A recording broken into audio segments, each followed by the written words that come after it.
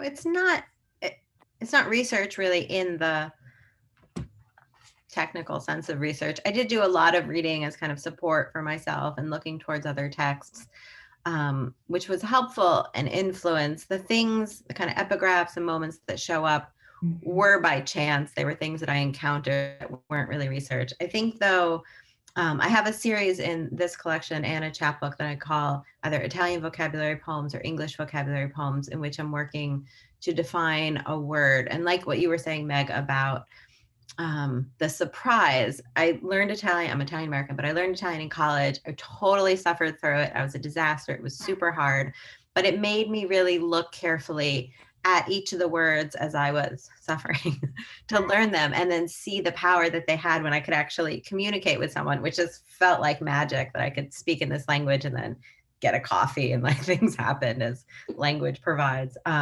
So then I tried to kind of turn that into English and look at English words in that same distant way to say, what is this and how can I create a metaphor, an image, or a scene to explain what this word means? And I've done some ELL teaching. This obviously wouldn't work as a technique because it's too kind of obtuse or distracted. But I think the idea of looking at your own language as a stranger and stepping back and seeing how you could define it in a different way has been really fun. And like Melanie was saying, I like this idea of grounding this big feeling or idea that you have into something tangible that maybe you could feel or hold or see or taste or smell. So I really enjoyed kind of that process, and hopefully it becomes, I have an idea of creating this whole dictionary in some way of the vocabulary of something in English and Italian, but yeah, we'll see what happens. I love what you say about how you talk about research there, of how it's not always traditional research. It's often gathering of pieces in our lives of, like you said, the quotes were, by surprise or accident, but we're always gathering. I think of everything I do as research, and then you never know when you pull that out. And I love what you say about the beauty and surprise of language. I feel that same way every time, like I'm in Japan and, I could say basic things to people. There's just such a beautiful power with using another language and feeling it in your mouth. It's just, I love it. I don't play any musical instrument, but it seems like the same kind of idea that you can just communicate in this way that you've learned and that's human created, which is it's really fun. When every language brings something different, there's times where the Japanese word comes to mind to me instead of English, and I have to kind of like figure out how would I describe the sensation, because it's a Japanese sensation, it's not an English one. Is there a word for that thing? There's that. I think it's just beautiful with languages. You have access to different vocabulary, you have different concepts that you can bring between languages, and that comes into our poetry. There are places in my collection where I use the Japanese word because just the English word is inadequate. And actually, one of the poems I'll read later, if we have time, I use the Japanese phrase shikataganai because it's such a Japanese thing. I could say it can't be helped, but it's such a Japanese thing. Like it's in the blood of the language and in the blood of the culture, this idea of shikataganai, can't be helped. And so I wanted to use that the literal words, because the English just isn't adequate. I think too, there's a way that people approach writing, like researching their own lives or their own emotional space. So I talk a lot with my clients and students about how to do that. Like sometimes that's very difficult work. If you're writing a memoir and it's a complicated relationship, then the research you have to do is almost like working through that relationship to an extent that you can articulate it in a way that's going to be able to be presented on the page and not in your journal, because a poem is not your journal with return keys. There really needs to be some emotional work done for that. So a lot of times approaching your own memories or experiences as a researcher can really help, because it gives you a little bit of a distance to something that feels private, and it's a way to sort of move through that material and have it be available for people, because people want to write about things that matter to them and that are important. So sometimes approaching that more as a researcher than a journal writer can help people create some distance.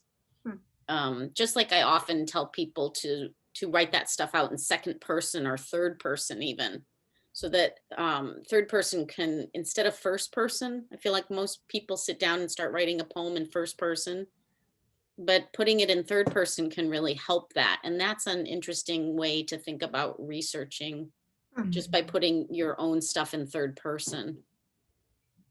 Yeah, that's a really interesting concept. I hadn't really thought of it in that way, but I will do that. If I'm writing about my area and how it's changed, I'll research looking for photos. I'll research trying to go back, and there is a sense of distancing that happens there because now you're looking through the lens of how other people have documented this experience.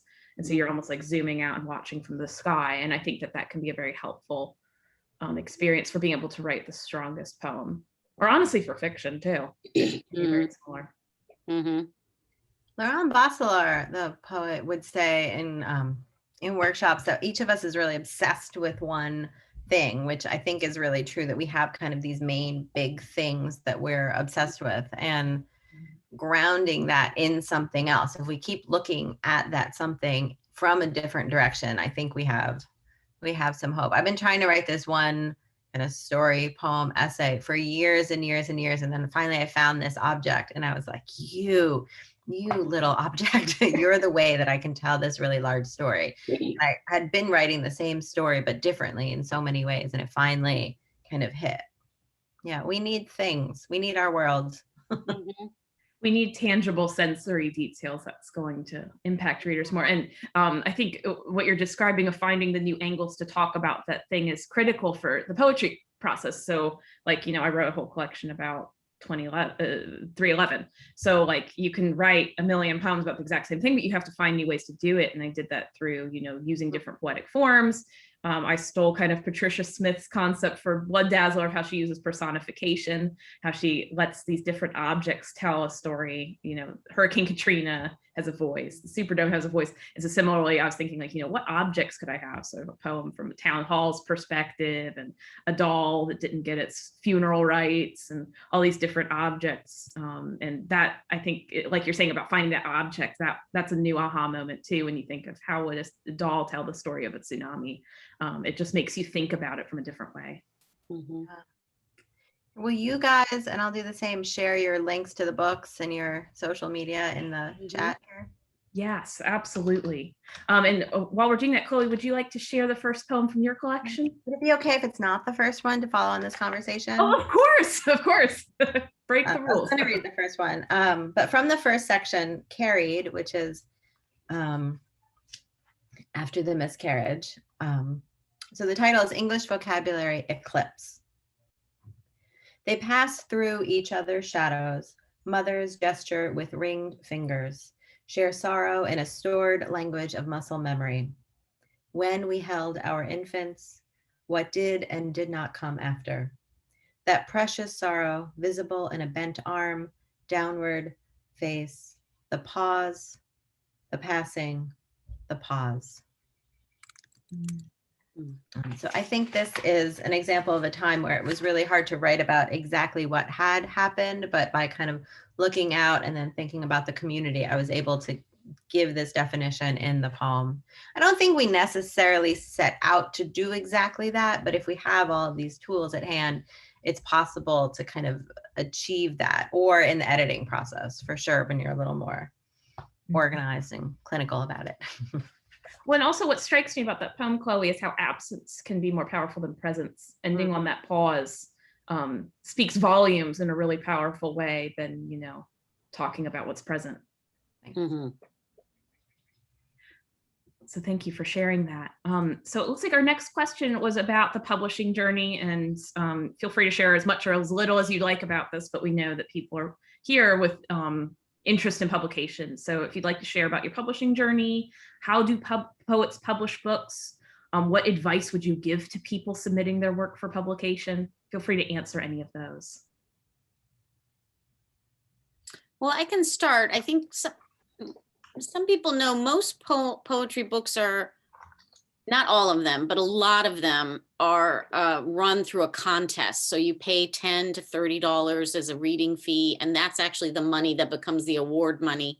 And then you win the publication for the book. It's mostly small presses. You know, there are major presses that do poetry, but for beginning writers, that would be a stretch, I think. And I wouldn't suggest that people spend, you know, I mean, I don't know, you know, I think there's a lot of cool independent presses where they have a lot of focus on poetry versus like Penguin or something like that, that publishes limited amounts of poetry. But, you know, most poetry editors, book editors want to see that some of those poems that have been in the book have been published in literary journals first. So they want to see some kind of track record. That's not always the case, but that's been my experience. So that, because it just takes long time to build a poetry collection, you know, you're really writing one poem at a time. So I think that's one thing that publishers look for. Yeah. I mean, I think the advice of just writing and editing and getting outside feedback and different views, everyone from folks in a class who are writers, someone who loves you and will give you support no matter what. My husband's really good at punctuation and reading for clarity, kind of having lots of these readers. And then once you feel comfortable releasing it into the world, starting to submit. So I worked on this book for about 8 years, submitted it literally to over 50 places where it was rejected. Sometimes it was a finalist for some contests. Lots of the individual poems were published. And then finally, I'm in a number of Facebook groups. And there's some really supportive groups. I said, all right, I've thought of lots and lots of presses. What have I not thought of? I'd looked on New Pages and Entropy and Poets and Writers. I mean, I'd collected all that I could, but like Melanie was saying, there are these really cool small presses. And the publisher from Lily Poetry Review Books said, I'd love to take a look at it, submit it, and we'll see. And then she ended up liking it. And it's a super small press that's really growing right now. And she's just so amazing. When we first talked on the phone, she was like, here's what I'm going to do. Maybe you'll go with me. Maybe you won't. And she was so supportive. There's a lot that Poet needs to do, especially in a small press, because they don't have the money or the services to be able to do things for you. But she's a partner in it as I do things. And then I've really gotten to know my pressmates, which has been pretty remarkable. I mean, I had no idea. I think that submitting, my kind of main surprise in this process was submitting the individual poems, right? They'll say 3 to 5 or 5 to 7 poems when you submit to publications. That's been a nice editing process to say, how do these poems fit together? How can I do the different sections of the book? Am I repeating myself? Wow, I put together these 5 poems that say the same thing. My book is very repetitive. Let me pull some out, and kind of seeing how the poems talk to one another. It was really fun and informative in a way that I thought, this is the business side. I can't learn anything from it. And I was wrong, which was great. Yeah, I think the business side can teach a lot about craft by having to write cover or query letters and put submission packets together. You really have to think about how your collection is working. And actually, that's kind of something that happened with mine, is I did send it to quite a few places and wasn't quite sure what to do. And then Press 53 opened for a new immersion series, which is a series about educating people on a specific topic. So they want you to pick a very specific topic for your collection. And I went, I could probably make an argument for mine being like that. And writing the cover letter to explain that actually was like a really good aha moment that I think made the collection come together, because I had to say into words why this collection, what I'm trying to do. And I realized there was some important info that maybe in context that wasn't quite there. But Chris, who runs the series, loved it. And he just was such an amazing editor. And I think, again, speaking for how great small presses can be, there's definitely a range of experiences, but there are people that are really doing it because they love it. They love your work. They're not making huge amounts of money doing this. So they're really doing it out of love, and you get so much care. Chris really just combed through this with such beautiful care. He was, I feel like in some ways, more thoughtful about what my poems were achieving and doing than I was.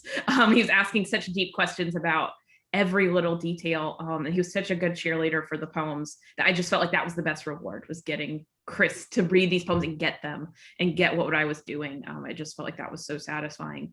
And then of course, having the collection reviewed and people reading it, that's so satisfying of just knowing people are reading this, that they understand what's happening. So I think there can be definitely a great case for small presses. Yeah. Another piece to mention besides the publishing piece is like building community and being out in the community. So going to readings, buying other poets' books, reviewing books. going to open mics, talking to people at open mics, sharing your work, finding a writers group. It's really great to be in a big metro area like DC because there's so many opportunities, but even in small towns, sometimes even more so, those groups can be very tight knit because it is a smaller town. So, you really want to build your presence in a literary community because this is sort of for the long haul, in whatever genre you're in. You want to be engaging with other people, other writers like yourself, and taking advantage of all the stuff that's out there to participate in. So just as you want to submit stuff to a journal, going regularly to your favorite open mic program or even hosting one is a really cool way to stay connected to the literary community where you live. Yes, community is the biggest, most satisfying part of this whole journey. Chloe, I think you were going to say something as well. I feel like the phrase, especially my book came out during the pandemic. Same. Yes. We are in this world on Zoom. The phrase I keep coming back to, which is silly, is just, it's not milk. It's not going to expire. We have lots of time to try and do reviews and submit it and go out and have readings, and kind of all of this work that you're creating isn't going to expire. I mean, unless you're a journalist and you're writing timely things. In general, when you're creating these literary pieces, they can last a long time. Like Melanie saying, these connections, like this is why we're doing it. We're alive today. We want to connect with other people. We write to understand for ourselves. And then we want to be in communication with others, with the other books we're reading, talking to people, going to readings. Like this is the life we've chosen, and you can participate as much as you want to. You can, and it's really hard, the pandemic and children or things going on in your own life. But it's a very long game, and you just keep doing it and enjoying it, and it's really fun. I'm super happy about it. It makes me feel like this is this thing I've chosen, which is great. Well, and conferences like this one are such great ones for building that community. I mean, I think of Washington Writers as the place I see my people. Like every time I come, it's like I meet up with my friends. And it's just, I think it's like one of the peak conferences for community. And I'm so glad that we've got a virtual one this year, even if it's not the same. I wish Melanie, Chloe, that we could, hang out in person and, talk over lunch and stuff. But I think these kind of events are what I've been missing most in the pandemic, because it's just really where community comes together and you feel part of something. And I think that's just so satisfying. Yeah, it's weird to think that I almost went to AWP because my book had just launched, right? And then there was that week where stuff started getting canceled in March 2020. And everything kind of fell apart, and like a third of the people went to AWP, and some people got COVID at AWP, but it was like it was the first like literary event that was sort of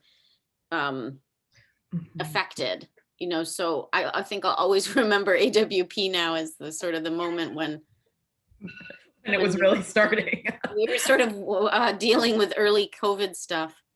That was bizarre, and there was a whole online war about it. It was very weird. Yeah. But I think the literary community has been able to pivot and use Zoom in a way that a lot of other arts haven't been able to. I mean, I've been able to see readings from all over the country, mostly for free or very low cost. And that's been really wonderful. And so I hope that stays, because, reading in person is great, but it's really wonderful to be able to listen to someone on Zoom read their work from Montana or France or whatever. And I hope people take some learning around that back, because I think these hybrid things of half on Zoom and half in person could really work with writing the way they can't work with dance or theater. So I think that's been one benefit of COVID, if you want to call it a benefit, is that the readings and the poetry readings in the literary community, I feel like I'm more connected in some ways. Well, there's such rich resources. I know organizations like SCBWI have been doing free workshops, and I feel like I got like a free mini MFA during this time, just because there were so many rich resources for cheap or free. Yeah, it's definitely a silver lining. This is, of course, horrible what's been happening, but I like you, Melanie, I appreciate what has been able to bloom and prosper because of this. And I do hope we will continue to use these We have about 10 to 15 minutes left, so I do want to invite, if anybody does have questions, feel free to put them in the chat and we can try and address them. But in the meantime, maybe we could go around and just share the last poem in our collection, or if there's a different poem we'd like to share. Would anyone like to start? You want to start, Meg? Sure. I guess I'll read it. I won't read the last one because there was another one I wanted to read, which is, I guess, more in the middle. Or actually, no, you know what? I'll end on the one I always end on, which is early on the collection, and it's from the personified perspective of the town hall, the only building that remains standing in Rikazan Takata. And the town has tried to keep it as a symbol, almost like the atomic dome in Hiroshima, to be able to remember what happened. Town hall. Watching the town resurrect, I remain unfixed, mouth filled with birds. My eyes are dusty and split down the middle, my bowels washed in mud. A car rests in my intestines. The dog in my chest just delivered puppies. I've been given many names. Dangerous abunai. Do not enter. Haite wa ikemasen. Tsunami, you may have erased my neighbors, but still I remain. I defy you, tsunami. I defy you, town. I will always remember, should you mistakenly forget. Here I stand, a new tsunami stone. Beautiful. Great. I love tsunami stones. I learned about them not too long ago. They're so interesting. Memorials. We all try and make memorials for the next generation to learn, but they just quickly get forgotten. I think that was a big takeaway I had in the research, was like, that's such a metaphor for how we quickly forget things and how critical it is we pass information and history down to the next generation. Melanie, would you like to share a poem? Yes, I love my last poem, but it's really long, so I'm going to try to find something else. Chloe, do you have something on deck right now? Sure. I was going to read the last poem, which was also the last poem I wrote for the book. And it starts with an epigraph from a piece in the Smithsonian Magazine in March 2018, written by Richard Grant. And the article was titled, "Do Trees Talk to Each Other?" And this is his quote. "For young saplings in a deeply shaded part of the forest, the network is literally a lifeline. Lacking the sunlight to photosynthesize, they survive because big trees, including their parents, pump sugar into their roots through the network." And the title is Your Creation Story from When My Child Was 6. "That time your father was a stranger to me, he leaned against a statue of a man on a horse. The man's eyes sprouted from fallen seeds and rain. Your father and I said, 'Hello,' in the middle of a New York City square. He rolled up a newspaper. There were newspapers then, and we walked. I tripped over uprooted sidewalk slabs, city planning be damned. We ate outside, ignored the squirrels and pigeons. A few seasons later, we imagined the possibilities of a you, a tiny seed with a full coat. You and I swelled outward as your coat split and I found clothes that stretched. In an office building built over subway tunnels, we saw your silhouette, lit as if science were magic. We heard your quickly beating heart, walked home, our footsteps adding to the rhythm. 3 weeks early that spring, you came into the dry world. This is all true, but also not, because so much is missing, like the sun impossibly above us, here and not, warming us just enough. It comes to this. Your creation is yours. I was your home. Now we all nudge you forward, make room for you to see out. Balancing between the creek and trees, we walk the pipe path. Sometimes you run ahead, but we keep you in our sight. Thanks. Beautiful. Thank you, Chloe. That was great. I'm going to read a shorter poem that's about the Persephone Demeter myth, which has been very, I don't know, I've carried it since I was in college. It just resonates with me a lot. And, you know, like most most women in Greek mythology, they're either assaulted by some god or have to turn into an animal or something. They have to have some deal. So for a book around sexual assault, they became really important to me. And so this is in the voice of Persephone. After she returns, I used to think I earned my keep by deceit, waiting for crocuses to crack this world open and take me back. I used to believe I deserved that bed and me just a child. I wanted to be dead. But I had a lot of time to think in those winters without snow. I know I was there for more than the endless kegs of pomegranate wine I nursed in my sadness those first few years. More than the stitching I lost myself in, weaving the same pattern over and over and over. So easy to remember there. At first I thought the memories were dreams, bats swooping at my hair, but memory saved me. History washes the dead. It was easy to make him think what he wanted to believe, that his belt across my back could break me or make me his. I volunteered nothing. Once he was asleep, I passed his shoes, lined up like law, and went to rub the dead with warm, scented oils. The last odors of home were released, and we sat quietly together in lamplight. Beautiful. Thank you, Melanie. Well, we're at a time where we could either wrap it up, or if there's any final thoughts that anyone wanted to share from the panel, any thoughts? No questions from anybody?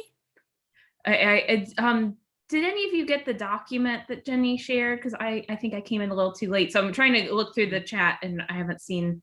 I haven't seen it in either, but. Yeah, unfortunately, I was unable to send the shared document.